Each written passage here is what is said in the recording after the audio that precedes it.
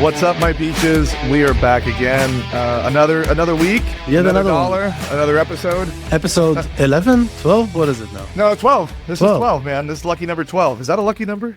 I mean, it's a bat mitzvah for the Jews, so it's a bat mitzvah. Oh, is it? Yeah. Bat mitzvah's at 12? Bat mitzvah is at 12 and bar mitzvah is at 13, yes. But I think... 13. Yeah, I think most American Jews just celebrate everything at 13. Just First of all, why is there two? Why do they need to be a year apart? But I thought it was like a 15, like a quinceañera. No, so bat mitzvah is for girls, that's at 12, and bar mitzvah is for boys at 13. So I hope that's not when you become an adult. It is, I mean, not that type of an adult, no. It's when you're being responsible for your mitzvahs or whatever, yeah, but you know. What is a mitzvah?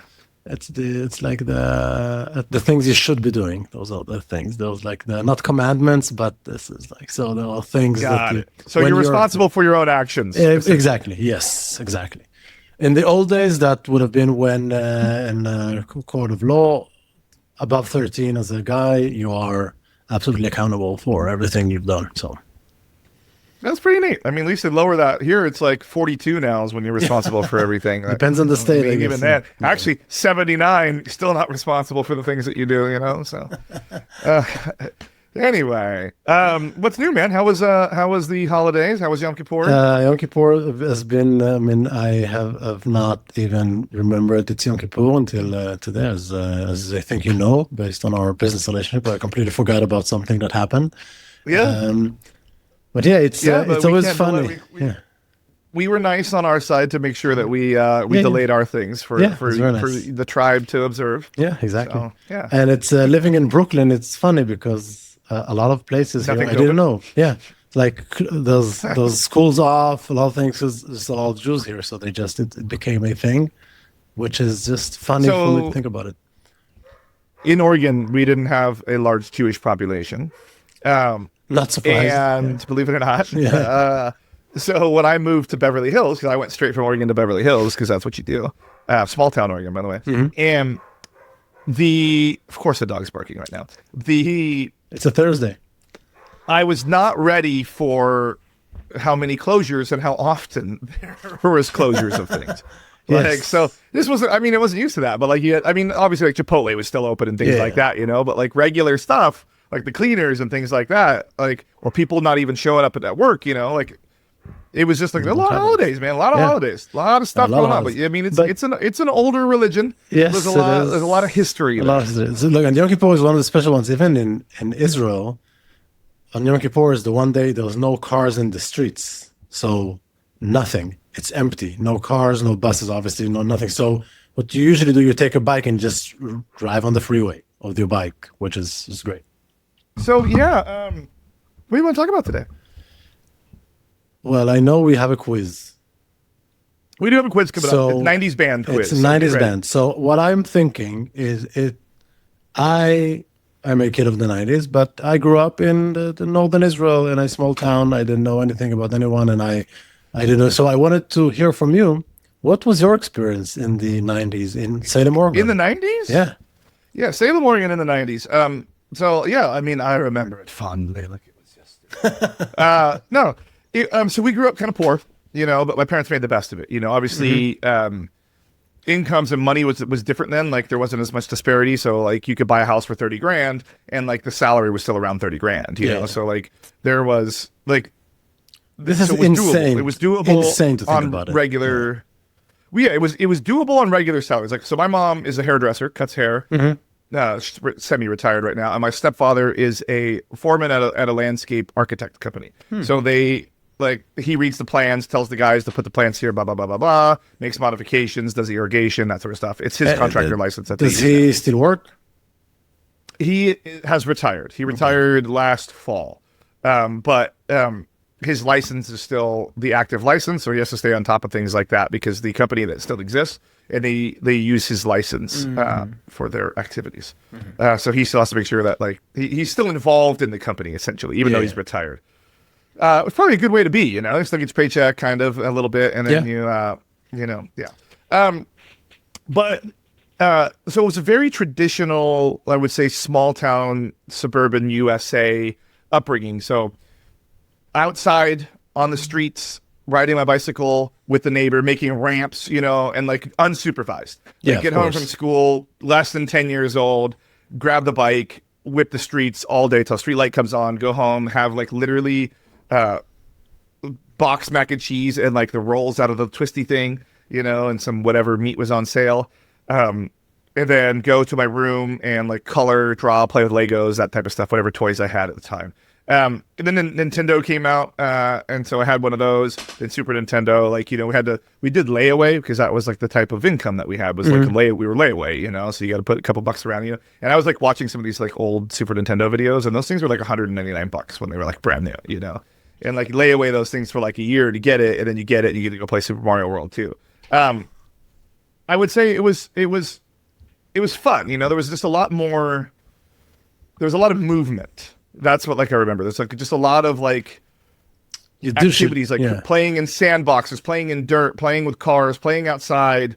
Just like always on the move. I remember like Halloween specifically. So like Halloween in Southern California is interesting because obviously we live in Beverly Hills. Not a lot of people walking around like trick or treating. Yeah. It's just not really a thing.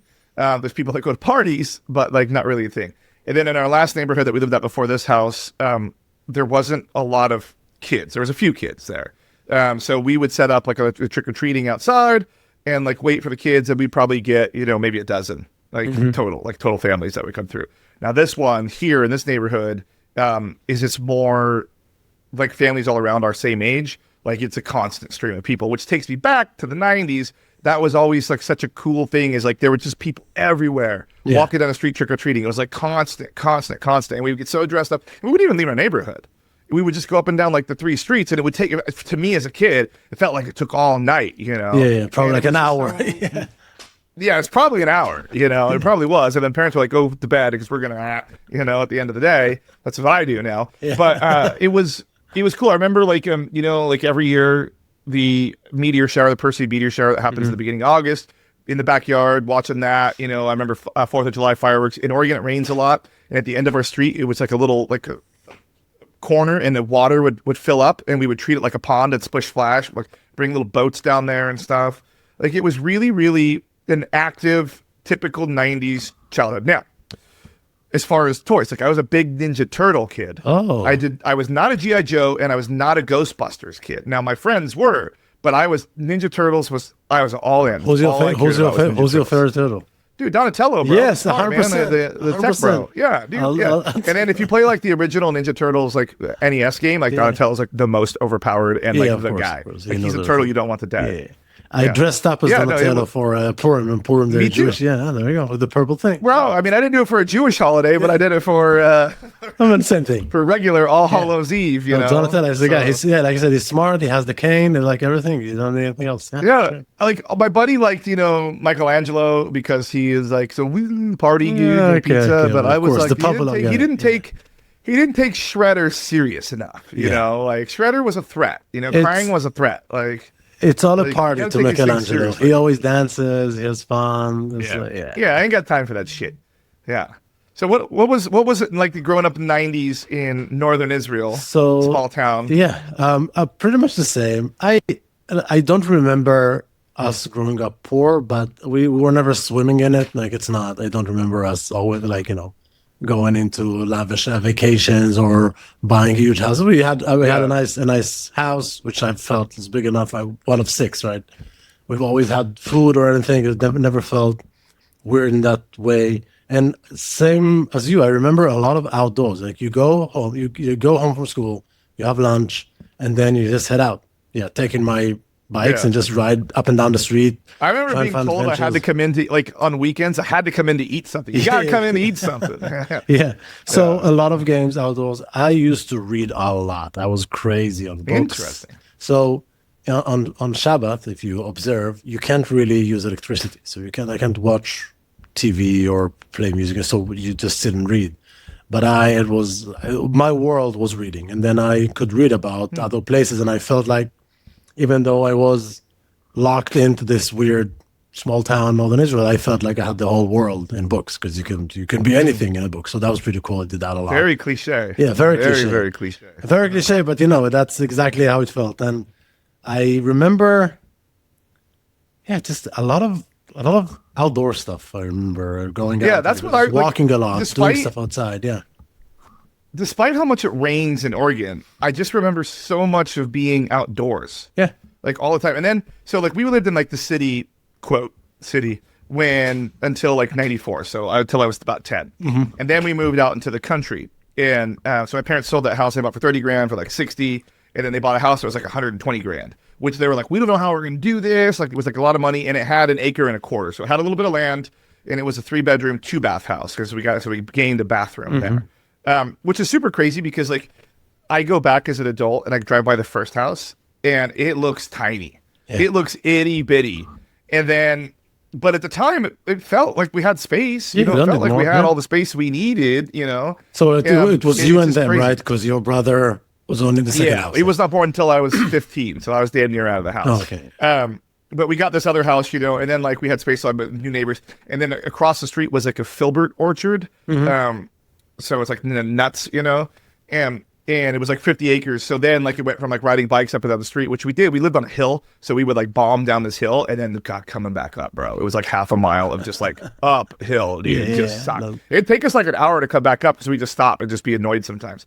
But we would go to like the filbert orchard up there and like we would like build like tree forts or we would just run through the trees and like shoot like BB guns at each other and stuff, Then we found like there was creeks and stuff up there. That's fun. So it switched back to outdoor stuff, but like really, really, because there was a barn that we would explore in, like a lot of like country outdoor stuff. Yeah. Did you? But again, it was just crazy because it's so wet and rainy, and I only remember it being, for the most part, dry and nice and being outside. I think probably most days when it rained, you just stayed home, watched TV or doing whatever, and then it also looks the same. Yeah.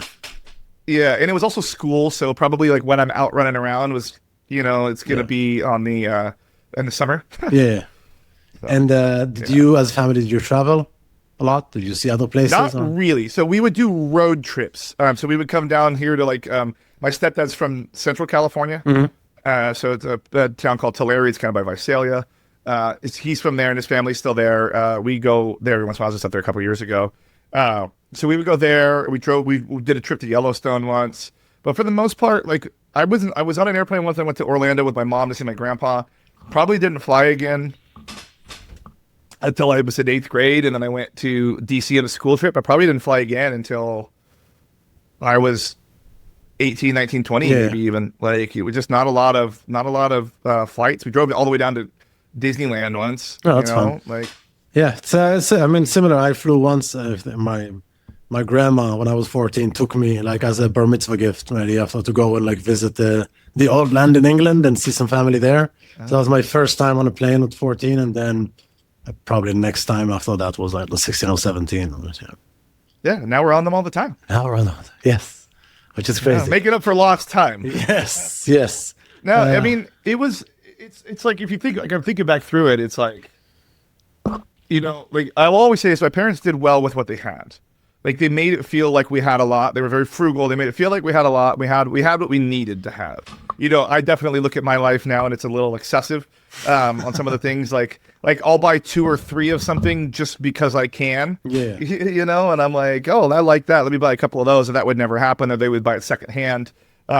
Like go in and like buy Lululemons. Like when I buy one pair and I like it, I'll just immediately go back on the site and grab all of the colors. Yeah, like that would never happen when I was, sure. That just wouldn't be possible. And it's just, I don't know, because I still feel like I'm slightly responsible. Like I'm pretty responsible adjacent with money. Like I don't overspend. I don't have any debt. Like no credit card debt, nothing. Yeah. Responsible adjacent, but I also buy the things like I treat myself regularly. Yeah. No, but look, it's fine. You got to a place where you're comfortable, and that's just great. I just thought about it the other day. I don't think we ever had. I remember maybe a handful of times where we went out to eat outside or had like food delivered. Like pizza delivered. It was a big occasion. Yes. Like when we went out, it was like a big special thing. Like not even a birthday. Like it should like a round birthday maybe would constitute going on. Like, but just a birthday. And I never know because I've never asked like what the circumstances that would lead to a random night to go out celebrating, you know, or whatever. You know, we would go to the what they call it the coast in Oregon. The rest of us in the world call it the beach. For whatever reason, they call it the coast in Oregon. And we would go and do like a weekend there. Like there's a Sea Gypsy was the motel, which totally taboo name. Still called that, by the way. But I remember one of the things is like we go to this town called Lincoln City. My parents now have a little piece of property over there, kind of like an RV like pad type thing where they built like a little like a poker shack with a bar. It's actually pretty cool.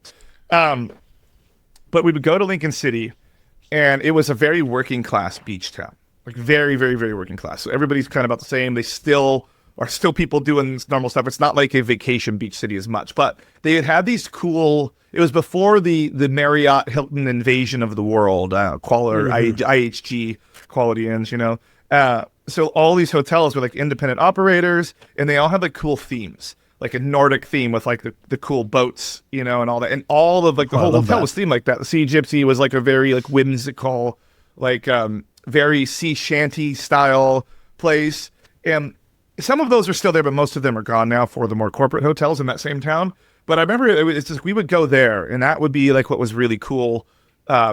Is like we just go on to the beach all day. You know, you don't got to spend no money. You're on the beach, you're just playing with the shovel all day. And then we had like 2 restaurants that we would go to. That's all you need. That get his prime rib. That really gets me. That sometimes I think of childhood memories or experiences. Like, that's all you fucking need. That's all you need. You don't need more. You know what's funny is like when I started dating, and like I would always take my girlfriends to that same city. And like we would so they have a lot of driftwood there, so wood that washes up on the beach and spin in the ocean, so it's really smooth. And you're allowed to have fires out there. So I would always take my girlfriends out there, and we would build like a little shack with the driftwood, and then we'd have a fire. We'd literally sit there like all day, all night, you know, just hanging out, just watching the ocean, no drinks, nothing, you know. We'd just be chatting, having fun, laughing, and it was like so easy and like so free to do all that, you know. It's before you had corporate responsibilities and a mortgage, you know. Yes, like, yeah. I guess that is definitely part of it. And I think historically speaking, the 90s are considered like the last time it was normal. But I don't know how much of it is nostalgia. Access to modern comforts, but without the cell phones and text messages and pings from Slack and all that. Yeah. So you could still you could disconnect, but while still being plugged into the world and still having access to drugs, not drugs, but like, you know, proper drugs that like make you healthy. And like so modern medicine, modern food without the connected anxiety. Yes, I agree. And I keep thinking that this whole smartphone always be connected, social media, it's going to run its course and we're going to go back to normal at one point. But I can't see how. It's getting worse. Yeah, it keeps getting worse. It's getting worse, man. Yes. Yeah. Yes. Like I was doing really good or even earlier this year, like through the summer. I was trying really hard to like just put the phone down. And then like when I get it is when I'll reply, you know, especially like when we're out in the back in the pool and stuff, you know, I just don't care that much. But now that the weather's kind of gone cold and on the pool, there's not so much going on. Football's back. I'm like, got that thing is pretty much attached to my hand. It's like part of my body now. And it's like all I'm doing. Even in the evenings, just sitting there, trolling my friends, trolling Reddit, you know, all night long. Till I go to bed, honestly, till I go to bed. Yes, I feel the same. And, you know, sometimes I'm able to disconnect and then I just watch a TV show. That's what I do. Yeah. It's I keep trying to think, should I pick up? So I know I play some basketball with some friends here in the neighborhood. I joined a little run group, and it's 3 people right now, but I did it twice. How far already. Are you running? We do like the park. If you go around the park, it's 3 miles. So 5K. Yeah, 5K. So I'm aiming for 1 round the beginning, and then probably will increase it slowly. Running the whole time, or are you doing like sprints? Running the whole time, but moderate pace, like zone 2. You know, moderate. That's nice. So you can talk. You can talk, but it's an effort still. It's cool. Now that the Manjaro's hitting pretty good, I've been running a lot more. I'm trying to do at least 3 times a week. I'm trying to work up to my 5K. I'm still a 250 pound, 6.5 foot tall dude. You know, at the end of the day, 6'4". But I'm up to 20 minutes, but it's not solid. You know, it's like I try to do 2-minute bursts, but I'm going to start removing the 2-minute bursts on the first 10 minutes next week. And then, but I mean, now that the weight's coming off at a pretty good clip, yeah, it's doing pretty good. Yeah, running is one of those things that you do improve very quickly and it becomes addictive. At least I remember from previous times. So I'm hoping Still waiting for that addictive part. Yeah. I'm waiting for that to kick in because I know. Look, right now I'm doing it because I see the results the fastest when I run versus like all the other activities that I do. You know, yeah. Like it's very much a difference because like I walk the dog probably 2 miles a day. Yeah. Probably on walking average. is good, but it's not going to progress you. Man, if I run a mile and a half, it is like significantly different. And I'm like, especially like even seeing the weight loss and seeing the dividends, even like 3 days later, you know? No, for sure. Like if I do the 3 days in a week, by the end of that third day, like I'm definitely like seeing a difference in the mirror. Yeah, and then you want to do it over the next week, and that's the addictive part. I'm hoping that I'll get it. So I'm in a pretty good rhythm. I like to do it in the mornings. It's just my mornings are so front loaded that it's really hard to find the time. Yes, no, the morning. I also did the morning. So I did the basketball thing in the evening, and then I always find an excuse to not go. The kid needs something. I need something. I'm working on something. I had a bad day. But when you start your day with a run, it's nice. Again, I'm saying it now. Probably next week I'm going to tell you that I quit. But, you know, I'll try to keep going.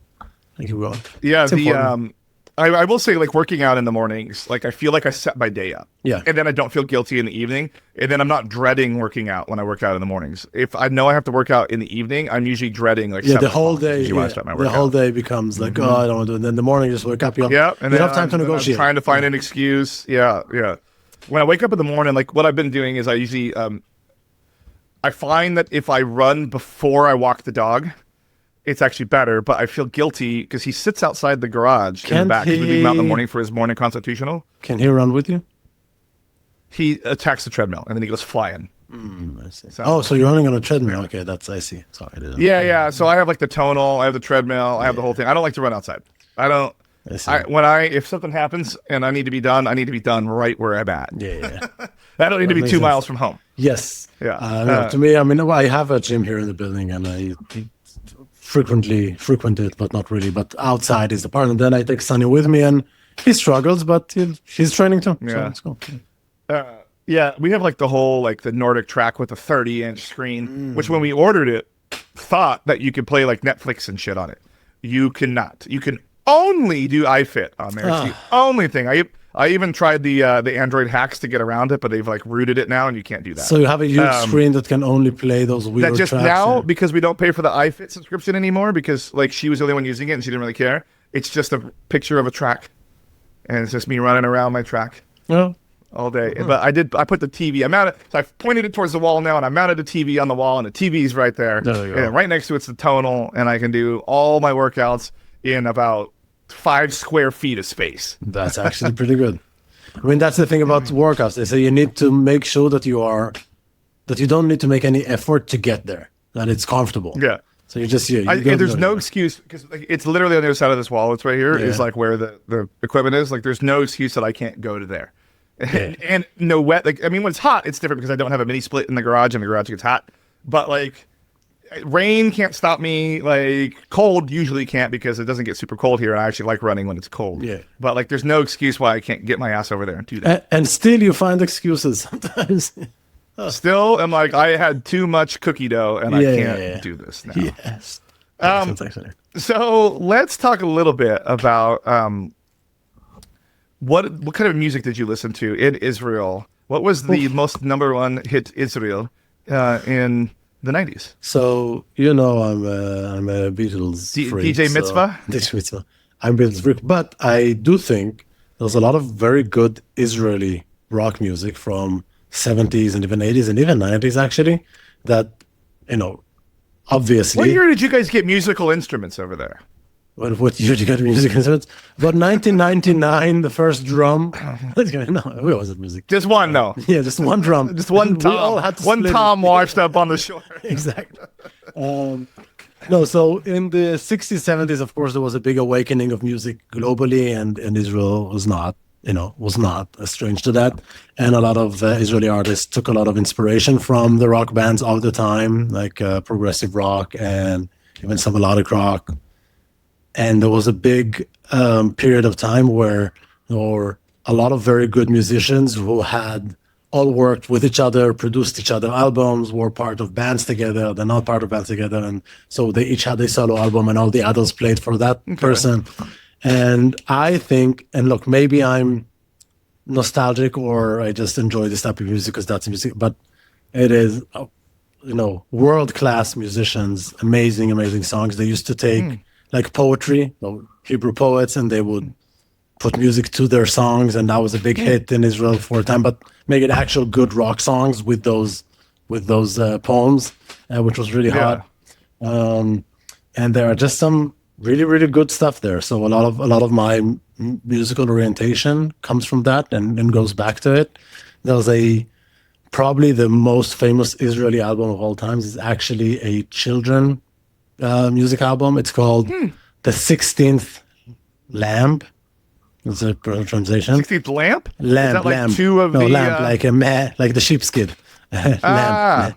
And it's essentially about there's when you try to fall asleep, so you count sheep, and then the 16th is always the one that this guy falls asleep with because he never gets by the 16th. I wish it was the 16th one that I did. Yeah, 150. But all of these songs are just amazing songs by this Israeli lyricist, and all the music are put together by some of the best musicians. And all of them are, not all of them are still active because the main lyricist died. But it's like a sensation album, and all of these guys came together now, and they're all like late 70s, and they're doing reruns, like performing with the album, and it's the biggest. So hit. they needed some money. So they needed some money. 100%. Money ran out. Yes, money ran out, and it's the biggest hit now in Israel. Like everybody wants tickets to go and see it, and I always say that to me. There's like it's like Oasis. Yeah, it's like Oasis. You can say that. But really, the music there is just genius. There's no other way to put it. And my daughter loves it. And you'll have to send this to me. I will. We'll link this album down below. Of course. 16th Sheep. Yes. And then 16th Lamb. Yeah. Lamb. I think it will be the Lamb, because it talks about Okay. Well, so we'll link that down below, and then I'll take a listen, and then I will judge the shit out of it. Yeah. I sure. promise. Again, it's it is made for kids, but it actually is really good music. So I think. Well, so was Baby Shark, and I'll bump that all day long. Yeah, so Baby Shark is also a big hit in the Abrams household. I can tell you this much. All right, so let's take it to the U.S. Circa 90s. Yes. I have a 90s quiz. Now, some of these are deep cuts because the prompt that I used did say make it kind of more obscure. All right, that's now, the bands are not. But some of the factoids might be. We shall see. It's also important to know that Israelis, I think, culturally consider themselves as the 51st state. So a lot of for how much money we pay. I'm assuming exactly. Probably more than Louisiana. So a lot of. Do we need Louisiana? I might actually make that trade. Yeah, there you go. You lose no. Give that back to France. Yeah. So a lot of the cultural references I grew up with are probably very much American. Like I watched all of the sitcoms from the 90s. I listened to the same music, these type of things. So it was okay. Well, good news. Roseanne trivia is next week, so get ready. With that season or this one? Okay. Yeah.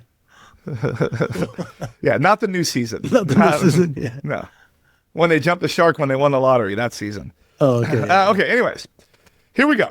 All right, multiple choice too. So 90s band trivia. Multiple choice because I'm telling you, some of these are obscure. Yeah, let's see. So which band's frontman named his band after a childhood nickname given to him by his father, which was inspired by the character The Little Rascals? Was it the Smashing Pumpkins? Was it Weezer? Was it Foo Fighters? Or was it Green Day? I'm going to go with Weezer. That is correct. There we go. Because wasn't the guy like Wheezy or whatever in the? I don't know. Yeah, it was very. It wasn't the Smashing Pumpkins and it wasn't Foo Fighters, so it was. Yeah. Well, I just remember because I think my only real experience is like clips of the Little Rascals, but then the '90s one. Yeah. And I just remember Alfalfa in the He-Man Woman Haters Club. That's all I remember. That's all I remember, and because I was a child when that came out. All right, here you go.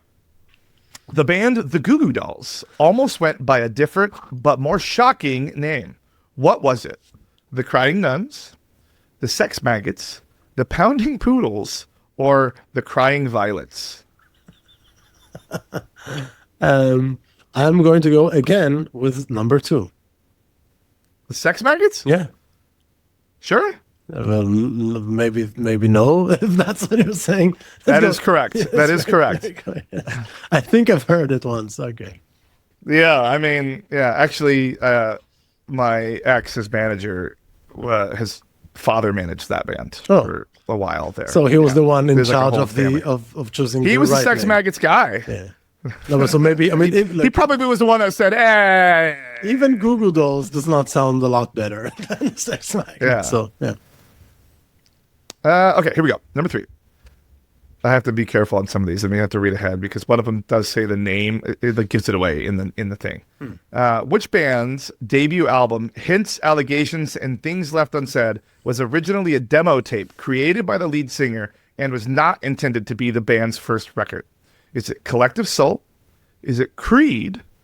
Is it Live? Or is it Dishwalla? I have Hints, Allegations, and Things Left Unsaid. yeah, I have still no idea. Said I Collective Soul, Creed, Live, or Dishwalla? let's go with Live. It is not Live. It is Collective Soul. Okay. Which I don't know if I know a lot of Collective Soul songs. Probably if I heard it, I'd be like, Other than But, Creed, I don't even know all the names. I've never gone out of my way to listen to a Collective Soul song, personally. Now, I'm sorry, Collective Soul, if you're listening to this, which you're probably not, Well, or anybody that has a excuse me. Collective Soul tattoo. But now that we know that they didn't even plan to release their first album as an album, then of course we should, it's like get your shit together and then we'll listen to some song. That's it. Exactly. Once they put out something meaningful, then we'll know. Exactly. All right. Let's see. The single Breakfast at Tiffany's by Deep Blue Something, a popular one-hit wonder, by the way, Yes. was actually inspired by a popular movie starring Audrey Hepburn, a friend suggesting the movie as a last-ditch effort to find common ground in a failing relationship, a breakfast meeting at a jewelry store in New York City, or a trip to the UK where the band discovered a new type of coffee. Number 2? Yeah. That is correct. Did you actually know that? Yeah. That's what the song is about. Well, no shit, because that's what the answer. No, but the song is about. And I said, "What about Breakfast and Tiffany?" And she said, "Well, I think we both read the book or something like that. But it's not about the Breakfast and Tiffany's. It's about them trying to find common things they like." Well, you nailed that one. And we both kind of like. I would have never. I would have never known. As I just like the rhythm of that song. Yeah. It's one of those songs that I'm a sucker for. I'm a sucker for when singers do rhythm with their voice. I really like when singers do that. Yeah, when they align the rhythm I like to the melodies music, and everything. yes. Yeah. When they do the da da da da, I really like that. And they do that because he basically hits the snare and he said Sam, and it sounds like it hits snare to me. I think there's a lot of the good songs we like are things that that's exactly what they think. So either the lyric are exactly on the beat, or the harmony goes down and the melody goes up. Like these type of things they catch your ear. Yeah, anyway. I've been learning this new song on acoustic. It's a pretty simple song overall, but when you sing with it, his voice cadence is off the rhythm. Like it's on purpose how he does it. He has like some dramatic pauses in there. And like it's really fun to actually sing and play at the same time. Like because it's like you have to really pay attention to what you're doing. Yeah, it's cool. It's by Drayton Fairley. It's called Dreams Come True. It's not an official release that he has yet. It's like there's just some live stuff of it. He puts them out on his own Instagram. Nice. Like there's a couple live videos. But yeah, Drayton Fairley is like a country Americana guy. It's cool. Anyway, here we go. So wait, I have now four this is the out one of 5, right? So far. Yeah, you've only missed one. Well, we're doing 5 right now. So you have so 3 out of 4. Well, Yeah. You're getting there. Yeah. All right. Which band was originally named Mookie Blaylock after a famous basketball player before changing their name? Was it Alice in Chains? Was it Soundgarden? Was it Stone Temple Pilots? Or was it Pearl Jam? And they hit all of them on there. Everybody but Nirvana's in that list. yeah. Let's put Pearl Jam. That is correct. Yeah. So, Mookie Blaylock. I just thought Not Pearl super Jam familiar. sounds like Space Jam and it's about basketball, so let's go with that. I think Was Pearl my- Jam came out before Space Jam, like a lot. Yeah. Earlier. A lot before. Like significantly before. But Jam and best basketball, it's like, okay. I love Jam. Yeah. Did you watch the one NBA with Jam? LeBron? Did you watch the Blueberry new one? Jam? Did you watch the... With LeBron? Yeah. With like all the computer stuff and Yeah. everything? Yeah. I did not. But the one in the 90s, let's talk about 90s stuff. Space Jam was probably one of the best movies I've Remember when he ever sucked saw. up through the garden, like the front yard or whatever? Like and that's where they came out. Yeah, that was good. The new one though, it's a movie. It exists. I mean, yeah. And they probably paid a lot of money to make it. And hey, we both saw LeBron in real life. Sitting did, there. we did. We did not play. Yeah, he but- didn't play that game, but remember when his son airballed that and everybody was like, what were they chanting his name? The Bronny, and then they put him in, and then he ran down and airballed, and the whole stadium goes, ooh. It was like, I literally, if I was get on the court that night, I would probably have played better. But he had his 11 seconds. Absolutely. Of fame. Is he still on that team? I think it was this season. I think he is, and actually after that game, they gave him some more time, and he had out of all of the newbies, he had the most 3-pointers. I think that season. Again, out of the younger he's going to be on the roster for the 25-26 NBA season. Yeah, we should probably catch a game too. He's on playing on the G League affiliate, the South Bay Lakers. Yeah, that's what they do with all of those players. They can really not let them play. Develop them. Yeah. Yeah. So actually, this next, number 6, I actually like this song a lot. In the song "Save Tonight" by Eagle Eye Cherry, another wonderful one-hit wonder, by the way. Mm-hmm. He sings, "There's a log on the fire and it burns like me for you." What is the deeper meaning of this lyric? He is literally trying to warm his girlfriend by a fireplace. I hope one of the answers does not talk about his wood. Let's just make sure it's not. He's burning with a fever because he's ill. I'm going to change this one because I want to. He's burning his girlfriend's body in the fireplace. Oh, okay. Or he is trying to make a final passionate memory with his girlfriend before he leaves, knowing their time is short. I will go with 3. 4. He 4, did. please. 4 is my answer. That is exactly what he did. Is put her in the fireplace. Now 4 is correct. You are right. That was a good one. The song Gemini is called comes through, man. Save Tonight. What else is going to be Yeah, about he's it? literally trying to warm his girlfriend by a fireplace. Yeah. The burn tonight. That's what type of song they would write now with all these kids that are too scared to write anything edgy. Yeah. Everything's safe, sanitized. Okay, here we go. Number 7.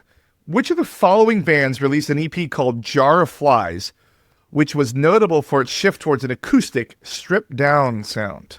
Was it Alice in Chains? Was it Bush?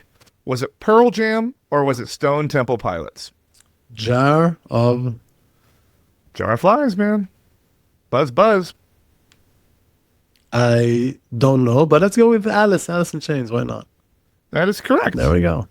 So far you're out of 7. You've got 6. So first of all, I win Pretty because good. we say 6 is win. You win. Do you want to continue even then? Of course. Let's go. How good? Because I can't send you a yarmulke on this one. Yeah, you know? I mean, not a yarmulke. Maybe not a yarmulke. Maybe a drumstick, or I don't know. We'll think about it. By the way, I've seen Stone Temple Pilots, the original ones, twice in the early 2000s when they came back. Like when the whatever the black record was with like the silver star or butterfly or whatever on it was. Dude was a performer, man. That guy was unreal. Like I saw him play both times at the Rose Garden in Portland, which is their basketball arena. Now it's called like the Moda Center. Dude climbed. He went down to the floor. I always had 4 seats, and he ran through, and then he climbed up the actual front of the stadium to the other levels while singing the songs, bro. Like, dude was insane performer, like nuts. And then I saw him on another one where they had like a rotating stage, and it was really cool because they would rotate the stage based on like what the vibe was of the set of songs that they were gonna play. So good, dude. Like so good. Like that guy could sing, and there's gonna be nobody like him. I don't think there's ever gonna be anybody like him. I think a lot of times those people who are like A-listers in whatever field are like so amazing, but even to be the worst musician that makes money off of it, you gotta be pretty damn good. You gotta be top 0.01%. Exactly. Yeah. So even like it's also when you think about athletes, like even Bronny James, well, he's also a nepo baby, but even the worst basketball player on the Lakers is probably the best you've ever seen in your lifetime. You know what I mean? Yeah, So- that's what you're like. I could get down there and play. I almost wanted to be like, yeah, probably not. Probably not. Would have died. Yes. Yeah. Of course. Yeah, No, probably wouldn't have made it to half court before someone stripped that ball from you. I wouldn't even have gotten to throw the ball. They to should make do their that. ball. Yeah. Why don't they do like a thing where Normal they take people. like the bottom 10% of NBA players and then the dudes that just are on Facebook talking the most shit on the NBA forums and put those guys out. Like, Mr. Beast, are you listening right now? Go do This is this. the idea. I'm talking bottom 10% of NBA players, the most shit talking dudes, fly them out, put them up, do 3-on-3, like a full tournament, and let's see how long this thing lasts. We have to do this. There's a new trend on Instagram where you see like an Olympics something drill, and you see one of those girls who do the gymnastics, and she does like five splits in a row, and then on the last one, her hand moves like that, and then it goes to see who's watching it, and it's like a fat guy on a couch with like ice cream. Like, oh, pathetic. That's exactly. That's exactly. Yeah. Yes. And then this guy needs to go and do gymnastics. Yes. All right. We have two We more. need to do this. Two more. We got to figure out this tournament. Somebody should Yes. sponsor us. Snickers, give us a call. We will set. We will Or arrange this all Klondike. for You said Klondike's. Klondike bar. Ooh, If you're Klondike, listening, yeah. we will happy to take sponsors from Klondike. I will advertise the shit out of you. You are my favorite thing in the world. There we go. Yeah. All right. Now they are trimming the trees right outside this window. I can't hear So anything. apologies to anybody if you can. Okay, I like that. Well, he's not. Here he goes. I mean, I love when he does this, when he squares up these hedges. It looks so cool. What's they're actually done. fun is we can see on your thrice poster. You can. Oh, you can see him going across? See him moving across. Yeah. So for a second, now not, but for a second it's fun.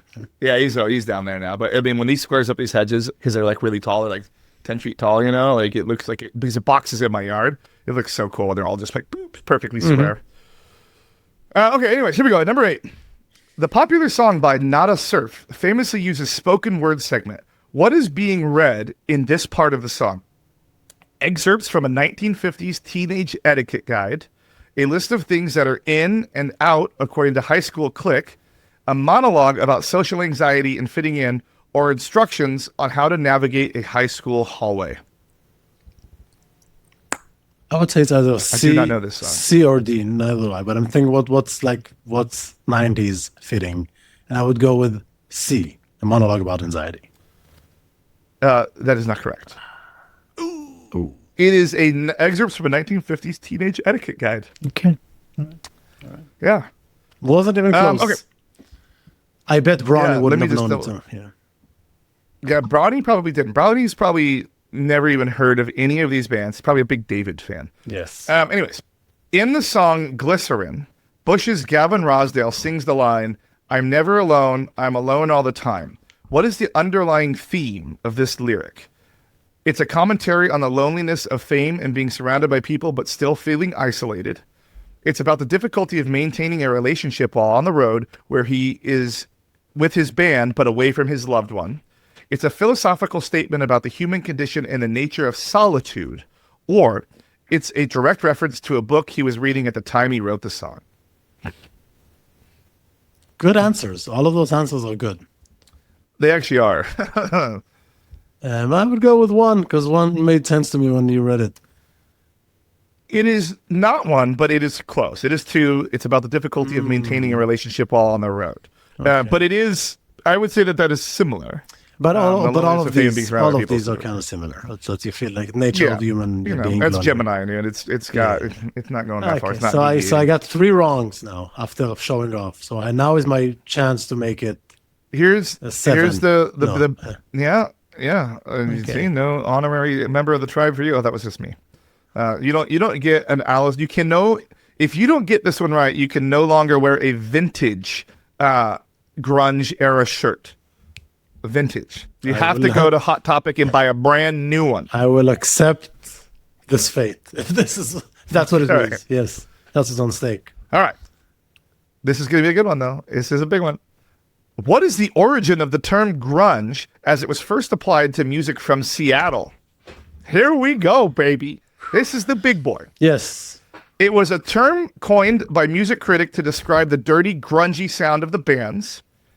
It was first used by a local Seattle fanzine to describe the music of one of the early bands in the scene.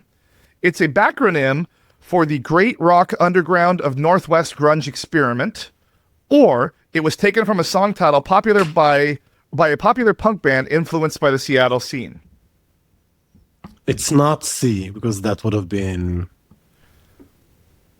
an infinite loop, so it's not that. I would say it's A. Number Sure. one. That's it. Number one. No, it is not that. No. It is not number one. It was first used by a local Seattle fanzine to describe the music of one of the early bands in the scene. So I wonder what band that was. Okay, let's find out. What is the band from number 10? Oh, you're asking Gemini. That's smart. Yeah. Yeah, we're right here still. Green River is the name of the band. Green River. I don't think Never I've heard of ever heard. Yeah. Well, there we go, man. So you you can never wear a vintage shirt again. I don't know how many are left. But you could go get a brand spanking new Alice in Chains shirt at the local Hot Topic. You know who actually sells those? It's Tilly's. Tilly's sells those and NWA shirts. Yeah, and NWA shirts too there right now. Interesting. Kids have no idea what they are or where they're from when they are wearing them or purchasing them. But, you know, it looks cool with the baggy jeans and the JanSport backpacks that are back in fashion. So here Absolutely. we go. Yeah. Well, So that was fun. it was fun. Any I did closing not win. remarks? I felt so very good about the beginning of this quiz.